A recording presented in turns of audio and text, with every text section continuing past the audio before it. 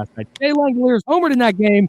He's leading the majors in homers. Shea, I don't know if you knew that. He's here on ESPN 1320. How's it going, man? Good. How are you guys? Doing great. I don't know if you know this. 4 homers in 5 games. I'm not an analytics guy, but that's pretty good. Off to a good start, yeah. Yeah, man. Is there kind of a collective sigh of relief in the clubhouse after getting your first win? 0-4 start. You lose a couple in walk-off fashion in Toronto, but you finally get the monkey off your back last night in Atlanta. How good does it feel to get that win? Yeah, it obviously feels really good to get the first one. It was obviously a matter of when, not if. Still really early in the season. Obviously, can't say the first 4 games don't mean anything, but it's not a significant measure of the season. That's why we play 162 games. There any juice in the homer against the team that traded you previous? So you just kind of moved on and I'm an A's player and that's all it is.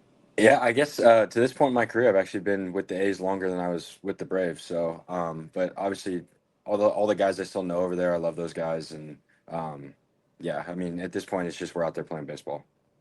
Shea Langeliers, A's catcher, joining us here on the Jump on ESPN 1320, Sacramento's sports leader. What was you had the best season of your career last year, but that was the case the year before that. What was this offseason any different for you coming off the best season of your career?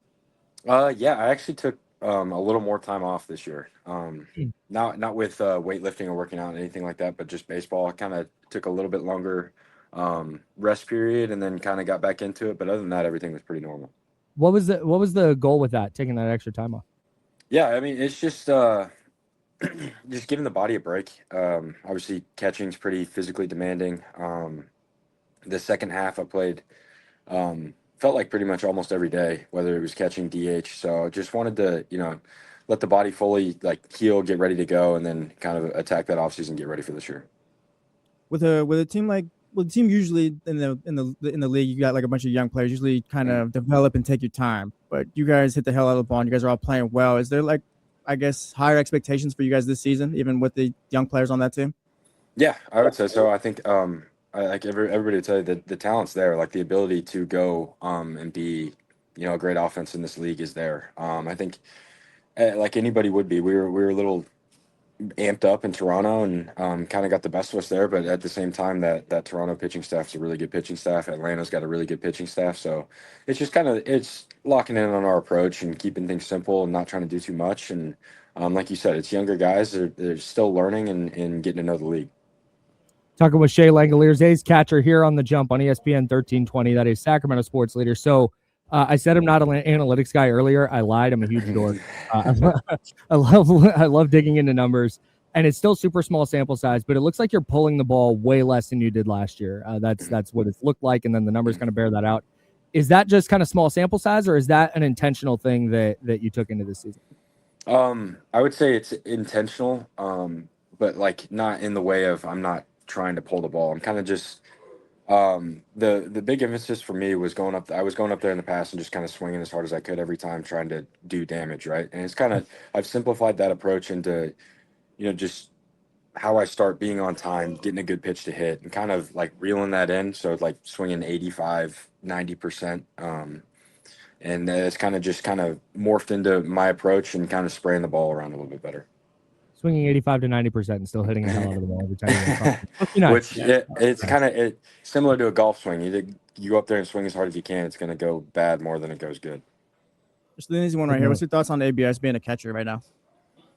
Yeah, it's still pretty early, getting used to it. There's been a couple here and there where it's like, ooh, should I challenge? Should I not? But I think that'll all kind of work itself out as we keep going. I kind of like it on both sides. Obviously, there was one on Kurtz the other day, at first at bat of the game. We're able to overturn that, keep him in the box. I think long term it's going to be a good thing. Do you guys got rules in the clubhouse where it's like, hey, I'll call the challenges here? The pitchers might be like, no, that was in there. No, I got it, pal. I got it. I got it. Yeah, you guys got to do rules like that? Yeah, I think for the most part, the challenges are going to come from me and Winnie behind the dish. If there's one that's blatantly obvious for whatever reason, we miss it, the pitcher, I guess, will challenge. But I think for the most part, it's going to come from the hitters and the catchers. Was there any discussion internally about okay, hey, you're allowed to challenge, you're not, or any discussion about the strategy of when you want to use those? Yeah, I think that's just going to keep evolving, right? We're doing what we can, trying to at least have a challenge left in a leverage situation or something like that. So, we're trying to like mix and match, not be timid with the challenges, but at the same time not be reckless. So, and that's just something that we'll figure out as we go. A's catcher Shea Langeliers joining us here on the jump. This offseason, you avoided arbitration. You got a 1-year deal. Is there any hope for a long-term extension with the A's, or any talk about that? You guys hear me? Yeah, we got you. Can you repeat that? Or you just cut out. Oh, sorry about that. Yeah. So you avoided arbitration this offseason with a 1-year deal. Is there any hope or talks of a long-term deal with the A's? I mean, from that point of view, everything's going to work itself out. Obviously, I love being here, love the guys, love the staff, love the organization.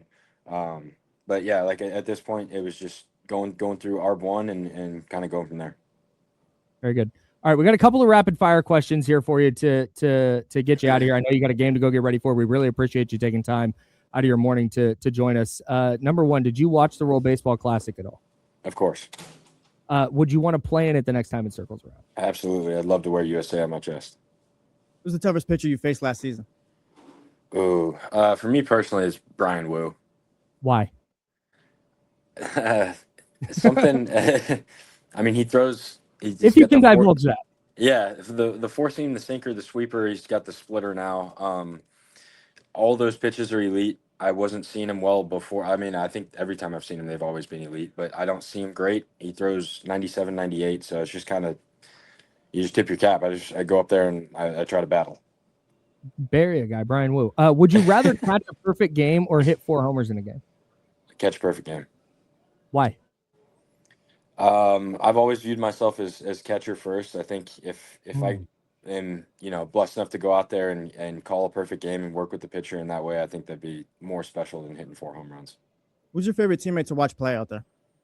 Favorite teammate to watch play? I mean, I got to go Nick Kurtz. Just what he did last year, what he's able to do is kind of just, I've told people it's what a Hall of Famer looks like at 22 years old. It's just the things that he does is super special.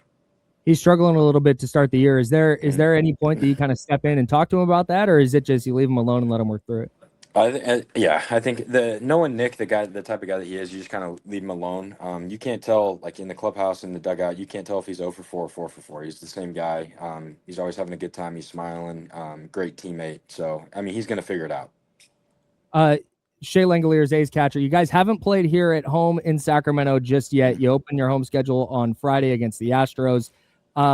What is your walk-up song this year, and how did you choose it? Yeah, I'm sticking with "Ride with Me" by Nelly. I've had that ever since I was in AAA, and it's just I still vibe with that one, so I'm gonna keep it. It's a great song. Shea, want to get you out of here. Really appreciate your time this morning, man. I know you got a game to go prepare for, so go get ready for that, and keep hitting the heck out of the ball, man. We really appreciate you. Appreciate it, Awesome. Thanks, guys. Thanks, man.